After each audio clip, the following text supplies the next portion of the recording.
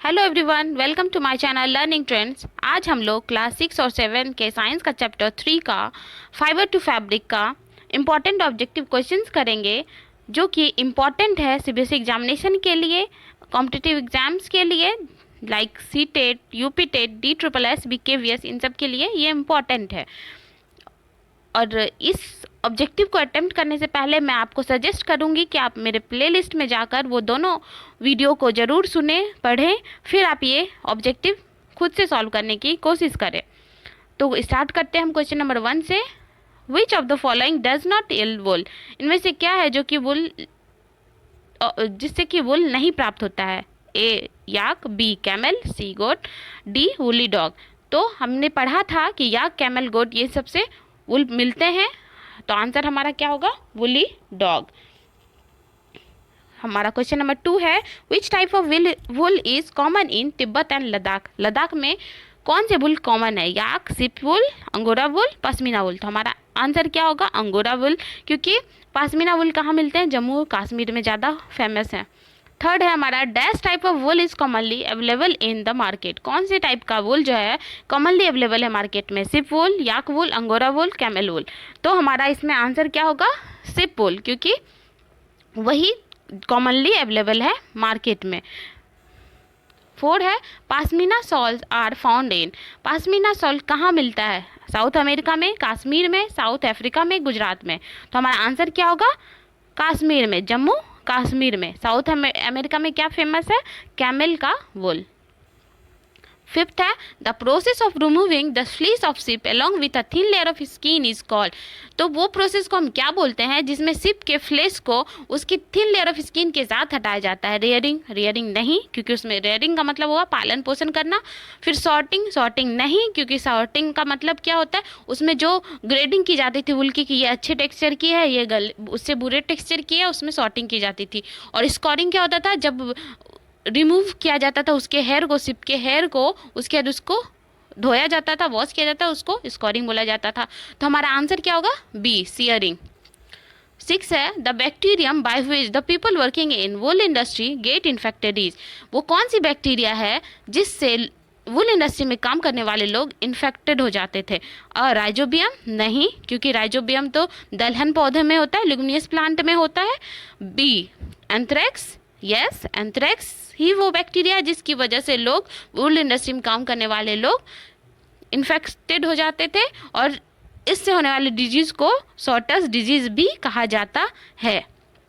फिर 7, the rearing of silkworm is silkworms to obtain silk is called? यहाँ पे silk होना चाहिए, टाइपिंग मिस्टेक है, सॉरी फॉर दैट। तो ए है हमारा सेरिकल्चर, बी है हॉर्टिकल्चर, सी है एग्रीकल्चर, डी है एक्वाकल्चर। तो देखिए, जैसा कि नाम से आपको पता होना चाहिए कि हॉर्टिकल्चर यदि बोला जा रहा मतलब फल, फ्रूट्स, वेजिटेबल, इनके खेती से रिलेटेड है हॉर्टिकल्चर। फिर एग्रीकल्चर कृषि से रिलेटेड है, कृषि है एग्रीकल्चर। और डी एक्वा मतलब होता है पानी, तो पानी से रिलेटेड ये है। तो ये तीनों तो नहीं होंगे, तो आंसर हमारा क्या है? Sericulture. 8, the food of the caterpillar in case of silk moth is? Caterpillar का फूड क्या होता है सिल्क मॉथ के केस में? क्या खाते हैं कैटरपिलर जिससे कि सिल्क फाइबर ऑब्टेन होता है? मलबरी लिप्स, नीम लिप्स, तुलसी लिप्स, बे लिप्स। क्या होगा आंसर? आपने पढ़ा है, क्या होगा answer? Mulberry lips. Question number 9, silk fibre obtain from silk moth is? जो सिल्क फाइबर हमें मिलता है सिल्क मॉथ से, वो किससे बना होता है? कार्बोहाइड्रेट से, फैट से, प्रोटीन से, या फिर शुगर से? हमने पढ़ा है ये भी कि जो एनिमल फाइबर होते हैं वो किससे बने होते हैं? प्रोटीन से बने होते हैं। और जो प्लांट फाइबर होते हैं वो किससे बने होते हैं? सेल्यूलोज से। ये आपको याद रखना है, ठीक है? तो इसमें आंसर हमारा क्या होगा? C, protein.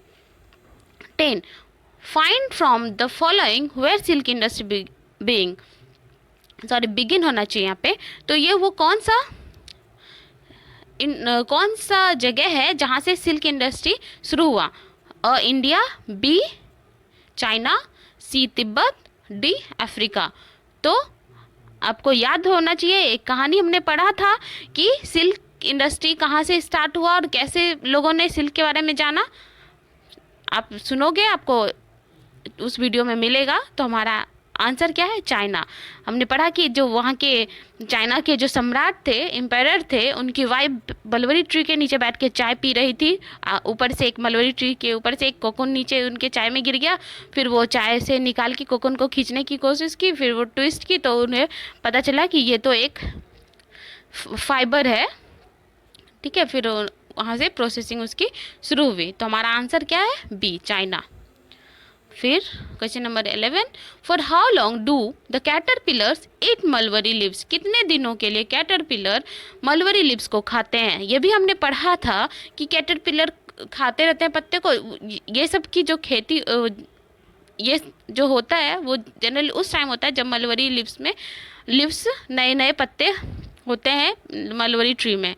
ठीक है, तो उस वक्त क्या होता है, फिर कैटरपिलर को खाने के लिए दिया जाता है पूरा। उसके बाद फिर वो जाके कोकोन तैयार करते हैं। तो वो कितने दिन के लिए वो मलबरी लीव्स को खाते हैं?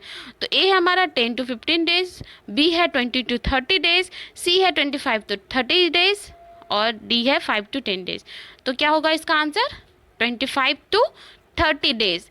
25 to 30 days caterpillars mulberry leaves को खाते हैं। उसके बाद फिर वो जो बैम्बू के ट्रे जैसा बना होता है उसमें जाके वो अपना कोकून को प्रिपेयर करते हैं। ठीक है, फिर question number 12, woollen clothes fibre यहाँ पे होना चाहिए, are made from which kind of fibre?